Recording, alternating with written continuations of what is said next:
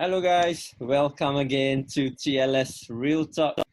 As you know, for this podcast, we are talking about mental resilience with our national athletes. And today, of course, we have another special guest, and his name is Lucas Ng. Hello, Lucas. Hello, All right. hello everyone.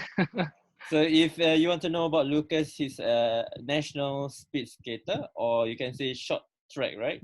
Speed skate. Yes, sure. Yeah. All right. I think So before we start, right, yeah. Lucas, a quick question for you.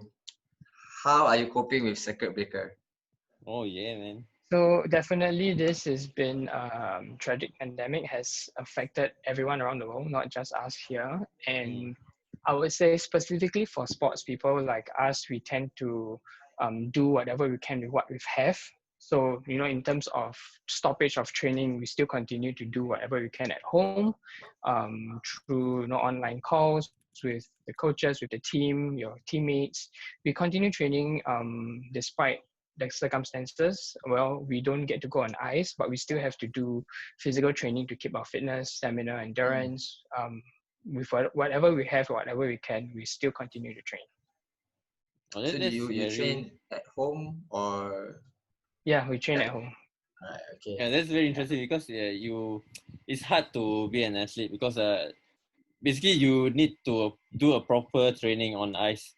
That's where Correct. you can actually be better I on mean, that. we complement our training with each other in terms of Yeah. physical training and then ice training. So our physical training, we call it off the ice training. So it's off ice training and on ice training. So Okay.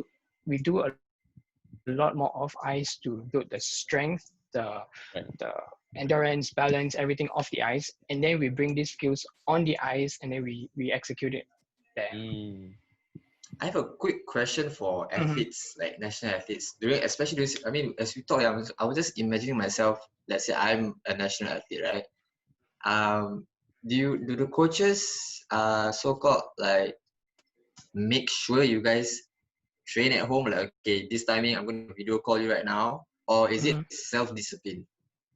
So there's both of it has its own factor because we have our official trainings still continue. So the coach will call in, and then the team skaters will join the call and we'll do program training.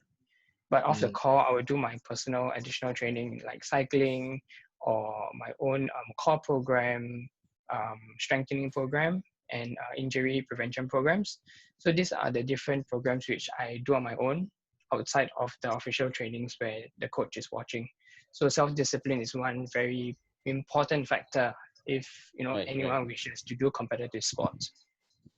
Yeah, definitely self-discipline is I think something that even for ourselves lah, even for not only for athlete lah, it's for mostly everyone. Yeah. The procrastination part comes in, especially when you stay at home, right? Exactly. And then like have Netflix on the other side, and then it's like, okay, I need to watch all hard, this. It's hard. You need to get your priorities right, man. All right. Do you only do speed skating, or do you have any other jobs like? Basically, being an athlete is not my job. So I do freelance, I do work, and I do a lot of other part-time to complement my training. So training is more of like it's an unpaid job for me. So I have other job and day jobs as well. Right. Yes. So I do part-time freelance coaching for ice skating, inline skating. I do events, I do retail, and I do various forms of work which will get me income. But they don't know the grind that you guys do because after work you guys still go for training. That's right. Exactly. So how do you guys do that? It's the mental ability to know what you want to do, where you want to be, how you want to do it.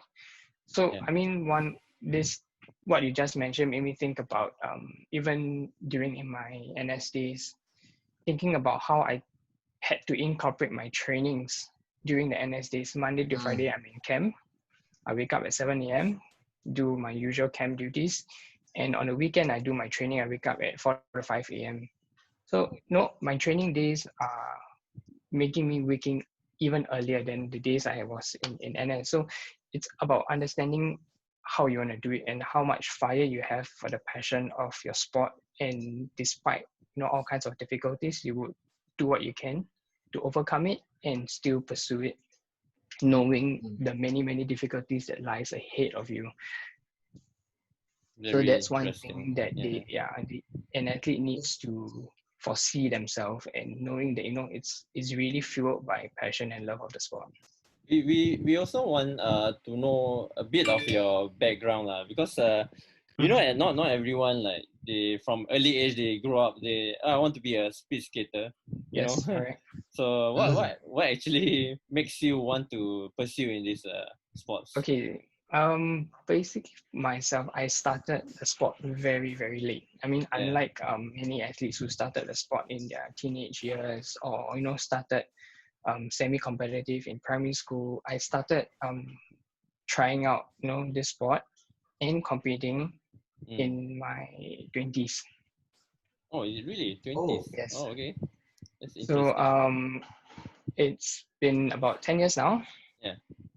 So I think age will not really define whether if you want to do competitive or not, but maybe the fundamentals of the sport maybe will affect. But if it doesn't, I don't think age would define you from stopping you whether you should try competitive or not. If your body can take it, you can excel, you can hit the timings, you can achieve the results, you can go for it. But personally, I had background in skating. So as a hobby, as a semi-competitive, I do a lot of inline skating. I started on the ice at a very young age because my family, we go to the ice rink, as a family activity, and then we will skate, and learn. For me, learning how to skate was part of growing up. But it was never for competition, because back then skating scene was not was not big or anything. Right. So I was doing a lot of small competitions on inline skating, and once I heard the news about Singapore is starting a new winter sport, and they're doing a selection trial, I heard about it. I went for it. Went through a 3-day selection trial. They tested your physical ability, they tested your skating ability, and knowing if your body type is something that is suitable for this new sport. Yeah. So going through the 3-day of selection trial, I got selected, and I was a pioneer batch of athletes since then till now. Very interesting. If you don't share, we won't know. Yeah, man, it's so good. It's like only at 20 plus then you realize you're going to be a competitive athlete in sports. At 23. Okay, guys, At 23. He mentioned he started at 23, but do you know his achievement in the sport? He already win medals for Singapore, man. I'm very proud of that. Thank you. And not only in SEA Games, also other international events, right? Yes. So I think the exposure of the sport has been tremendous, as in, I would say, been very fortunate, because it's a very new sport, and the exposure we have been getting has been amazing. I think maybe because it's a very niche sport, and we get the kind of exposure that not many new sports get to have. Exactly. So like the moment, in the first year of going to the sport, I managed to qualify for World Championships. I managed to attend and participate in Asian Winter Games, going to international competitions within my first 2 years of starting the sport. So it really drives down to a lot of hard grinding, like you say, you keep training. Right. Even before my enlistment, I had this 2-month break, and I told myself that I'm going to get as much training as I can before an enlist. I went overseas for that 2-month block right away to do intensive training. Wow. So to learn as much as I can, because I know that once I enlist, it's going to be a stoppage. It's going to be a long break for me. So I didn't want that to stop me from doing what I want to do. So I went for the 2-month training overseas, and I learned as much as I can, improve as much as I can. And then using that knowledge, it carried me on throughout my 2 years journey in NS. and continue competing, continue training. Like, Right. people in NS who use their leave for holidays, who use their leave to stay home. I use my leave to go overseas for competition. You see, guys, this is the difference between an athlete and a normal NSman. I'm the kind of person that use my leave to go to holiday. So Exactly.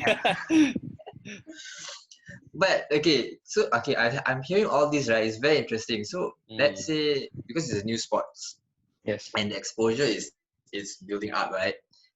What kind of so-called fundamental values, right? You think, let's say the youth are watching now, right? Those who are very interested in pursuing skating or inline skating or the skating sports, lah.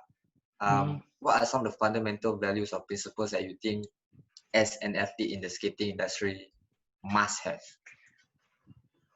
I think we can look at two categories here.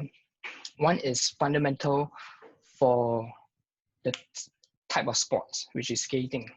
Okay, and then the other one would be the fundamentals of being a competitive athlete. So I think these two, we can't really mix it up because it's two separate categories. But I think if we talk about fundamentals of being a competitive athlete, I'm pretty sure it applies to almost every other sport. Having discipline, having your mental resilience to keep training despite going through many hurdles, many failures. Winning is not an everyday thing. You go through many failures to get that one win. So is to never give up, even though after being beaten down many times, and to keep going. To have this fire that keeps on burning. Even though when you know that your fire is burning out, you find a way to ignite that fire and make it bigger again. To have all this self-motivation is important as well. So I think this part and this factor goes up to, I think, almost every other sport, because all competitive athletes must have the same fundamentals to be the top, to be the best we can be. Right. It's very interesting that you actually mentioned about mental resilience and not to give up, no matter what kind of failures that you may face. I believe you actually face this personally. And definitely, of course, we yes. read up like you had an injury back in 2017, like yes, like few days before your competition, right? And that's like the first article, man. If you Google, that's really something huge accomplishment. Like you were handling, thinking about having this injury on your hand, and you went for the competition, and you have not much expectation, and still you won a silver medal for that. Yes, correct. So can you walk us through that situation? Like what were you thinking when you were having that injury and all? Yeah, so the injury you're talking about is the scar on my hand. Yeah. So you can see this. Yeah. So it's 11 stitches. Basically, okay. So if anyone who's watching now who doesn't know the sport yet, you just do a search on Google short track speed skating. You can see that the skaters on the ice, they follow closely behind one another. Right. So that's the foundation of how the sport is. We draft each other from the back, and then we will skate behind each other closely. So this happened 1 week before 2017 SEA Games. It was one of my last training in Korea. Okay. The person in front of me tripped, fell, his leg kicked backwards towards me. Yeah, so out of natural reaction, my hand came out to block off the hit. So initially it was just a hit on my hand, okay, and then I continued skating for another lap. Right. And only to realize, my hand felt really different. It felt really heavy. And then when I looked up at my hand, I was like, oh shit, it's like, it's a whole cut open. I actually have video footages of this because I have my camera rolling. I have photos, I have everything. So it was really like a moment to remember, because the first thing that came to my mind was SEA Games is next week. Right. Yeah, exactly. That's right. I didn't think about how big the wound is, that I could see my bone and tendons and everything. The first thing was, next week is SEA Games. What I'm gonna do. It's surprising that's the first thought, Next week is my SEA Games. People will be like, oh no, like bro, this is the drive of an athlete. Yeah, exactly. I think it's also because that the past many months that we were in Korea was training just for SEA Games. So the whole lead up was just for this competition, which was next week. And this accident is something that should not stop me from going. That's right. So after the surgery, came back to Singapore. We had 1 week of intensive training in Singapore. I took my time to increase my intensity, step it up, and try to do adjustments so that this injury does not get in the way. And thankfully, it was the right hand because we use our left hand to support ourselves to touch the ice. I see. So I was having stitches on this hand, which maybe is also a blessing in disguise that I could still perform without getting affected by the injury. Right. So I went to the competition with stitches on, and I mean, okay, the funny part, something to look back and to laugh about is if you were to look for photos of in the races, my hand was being stitched up like that. Yeah. So I cannot bend my finger at all. Oh. So all of my photos in all the races, my hand will all be like that. Because we clench our hands sometimes when we skate or we close. Like your natural relaxed position is hands are closed. But most of my photos are all like that. Then when I skate, my hand is like all like that. You can use that So as it's your like, trademark, man. Trademark. But Yeah. how do you overcame that mental block? Yeah, exactly. What were your Right. maybe strategies? Like, okay, I'm not gonna put this as a hindrance to my performance. So okay, one thing, like you said, blessing in disguise. Thankfully, that this part of my hand does not affect my performance because skating we use a majority of our legs. We use our body as counterbalance. We use our whole arm also as counterbalance. Thankfully, I don't need to do anything with my fingers. So as much as I can, I told myself that it's something which I don't need to focus on. I should not let it affect my whole other 99% of my body, which is doing the performance. Right. So as much as I can, I avoid doing my arm swing. I avoid using this hand to push because relay we have to use this to push. So during that 1 week of recovery, I was using one hand to push instead, just to let this arm recover as much as possible. Have you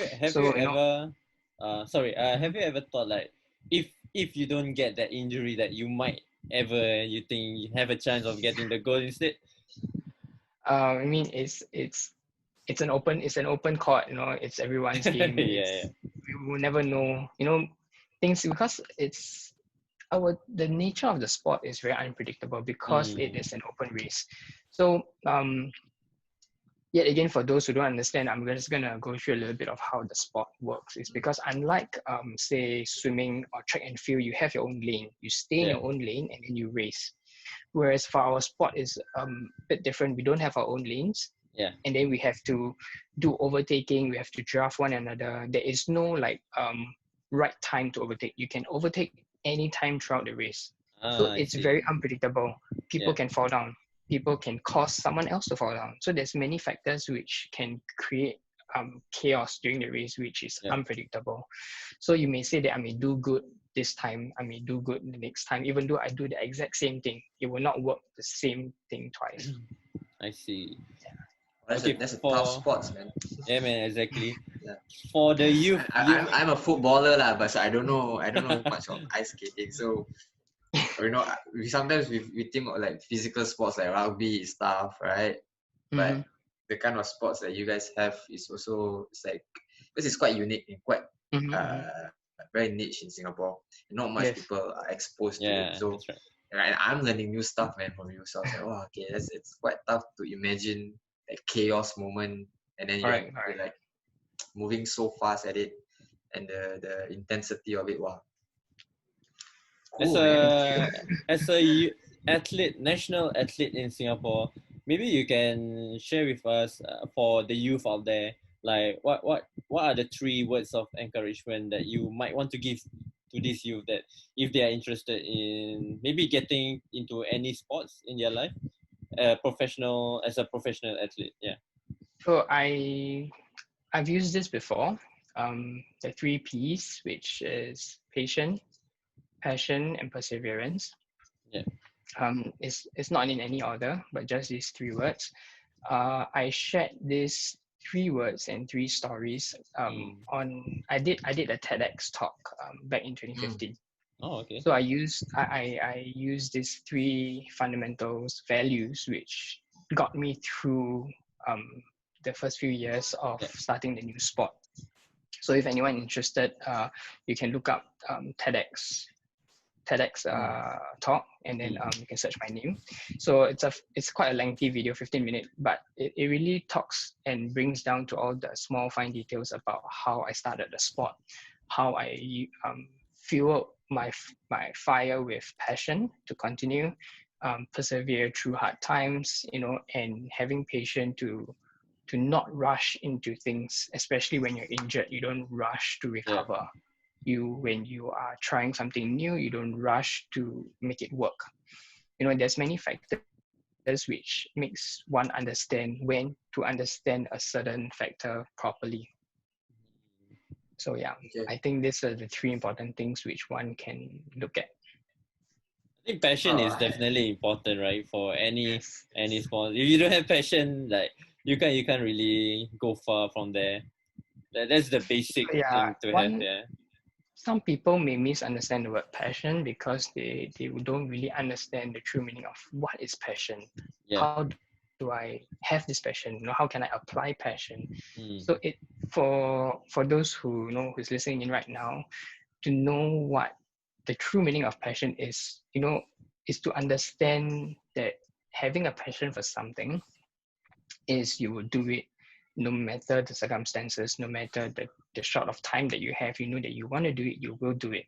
So people have passion for many things. People have passion for eating, passion for sleeping, passion for doing so many things. It's really the passion of doing something that you like Right. and you really want to do it good. People want to, they have the passion for sleeping, they will just sleep and sleep. That's the real passion for sleeping. If there's if there's a competition for that, I think I'll be a world champion, man. 24 hours sleeping. I can do that any day. Yeah. So people sometimes tends to get mixed up of what Right. is the true passion for something. Mm. It's not something which you can get overnight. It's something which you build up, something which you Yeah. build through your learning journey, through your experience, through your failures. It's your passion that gives you that fuel to keep going. Because if you don't have that passion, after one failure, two failures, three failures, why would anyone keep going doing something they don't like or doing something which Exactly. they're not passionate for?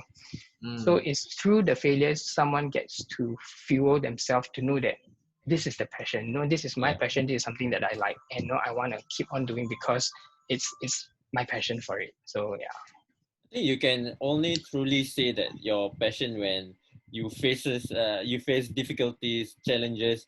That's where you know where is that really your passion to do something. And Or when you overcome it, yes, exactly. if Yeah. you fail and then you quit, that's not passion anymore. Yeah. Well, that's something an insightful statement. If Yeah, you exactly. fail, if you don't got Then it, that's not only fail, and you need to overcome it. Yes. Yeah. I think being a Singapore athlete specifically, because I was once pursuing being a national footballer once, right? But of course, with our culture, with education, and football is a huge sport, right? Yes. If you have a lot of competitions out there and different athletes trying to fight a sport for 11, or first 25 sports, there, yeah, and the best athlete wins lah, of course. But for me personally, I felt it's very difficult because with the culture and the stigma, right, and then education is very important, and I choose education. I think being a Singapore athlete is very tough. It's to tough. be honest, it's tough. It is. It's Man, respect, tough. man. Yeah, and for you guys to continue doing our passion of what you just said, right? I mean, a lot of people don't understand. People just look at the iceberg, the tip. Yes. Like, they don't really look at the huge bottom part of what you guys go through, right? And all you the guys not even sacrifices, asking man. anything, That's you guys correct. are asking for your own self to prove yourself out of passion, out of your worth, and fighting it just well, I don't know. To me, it's tough, man, being a Singapore athlete, really, because That's it's correct. easy to talk about other countries because some. I mean, if you are good at it, that's their career, right? For 10 years, professional sports. But Singapore context is tough, and I think that's what young athletes or even parents these days may not encourage that kind of pathway for you to go on, lah. So And yeah, one thing is for all the youths watching this or the parents is we really must thank all the parents who are supporting their kids in doing Yes, competitive yes. sports, because without them, Because of you guys. without all the supporting parents, we will not have athletes going to the sport. It's the Yeah. parents, endless sleepless nights, sending them for training, picking them up, bringing them overseas for exposure, bringing them Yes. overseas for competition. Without all these opportunities, that one talented boy or girl will not get the opportunity to even excel in any sport. So the Absolutely parents right. are the ones that to thank for. That's Right. that's true. Anyway, for Awesome, man. for speed skating in Singapore, as an athlete yourself, how do you see this sporting culture going to be in 5 years' time in Singapore? I hope to see it grow, definitely, because we always want to have new generations coming to the sport to try out the sport, even for recreational. You get to try the sport, and then you can try semi-competitive if you feel that this is for you. If your parents think that this is something for you to try, go for it. It's a very short span of 10, 20 years of your whole life you get to experience doing competitive sports, because it's not something you can do when you're in 70, 80 years old. So once when you're young and you're still capable, and you have your parents' support, you're coping well with your studies, and you have the opportunity to compete in any sport, but specifically is for speed skating, then I would say that look for anyone that that has contacts in the ice skating community. For speed skating, you can look for me. We can get the proper channels for you to sign up, try out skating classes and things like that.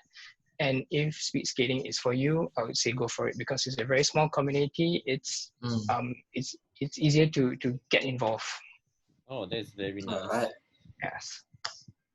It's a lot of wisdom, man, from you. A lot of Thank you. Insightful. We are really glad that moments, you are man. on board Yeah. with this.